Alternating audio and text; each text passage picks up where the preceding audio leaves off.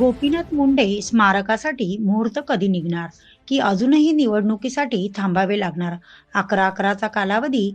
मुंडे स्मारक होणार कधी? खेडेकरांनी केले त्यांचे काम. लोकनेत्यांचे चाहते अजूनही करतात आराम.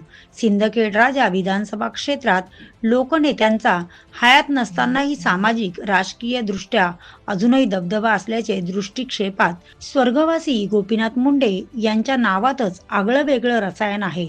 जो कोणी लोकनेत्यावर निष्ठा ठेवेल त्यास नक्की संजीवनी मिळाल्याशिवाय राहणार नाही, याचा प्रत्यय डॉक्टर शशिकांत खेडेकरांना आला असल्याने धगधगता धागा गुंफायचे काम हे या मतदारसंघातील मुंडे प्रेमींनी केले. आमदारही झाले. मागोवा घेतल्यास लोकनेत्यांचे आशीर्वाद त्यांच्या पाठीशी होते.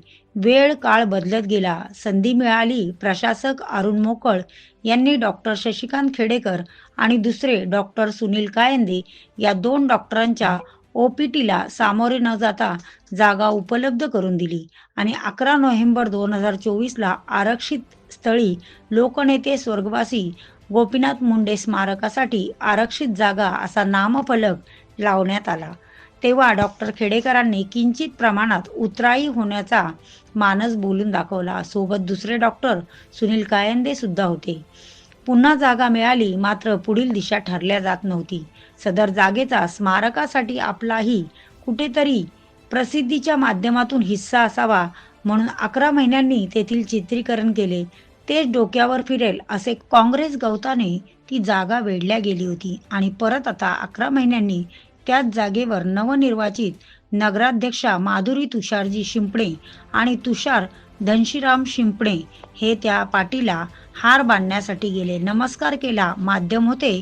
विजयी रॅलीत गजानन काकड, प्रकाश गीते, रणजित काकड वरील सर्व प्रश्नात अडकून पडणार की पुन्हा 11-11ची वाट बघावी लागणार की आमदार कायंदे यांच्या माध्यमातून लोकनेत्यांच्या विचाराचे मिळालेले आशीर्वाद हे शिंपणे कुटुंब या आरक्षित जागेचं सुशोभीकरण करतील अशी वाट बघावी लागणार. हा येणारा काळच ठरवेल. प्राईम मीडिया 24 साठी प्रभाकर मांटे, बुलढाणा.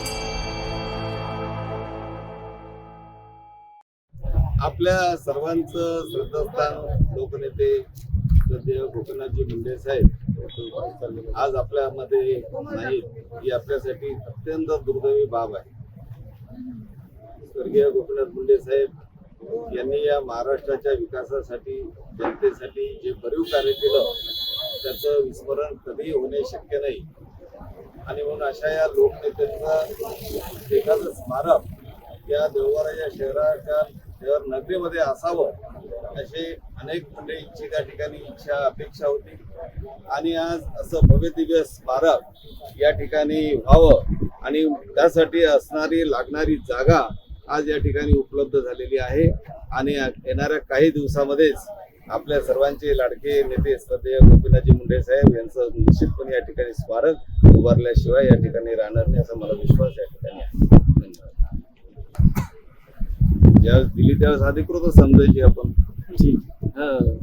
नगरपालिकेचा ठराव झाला म्हणजे ते अधिकृतच जागा असते.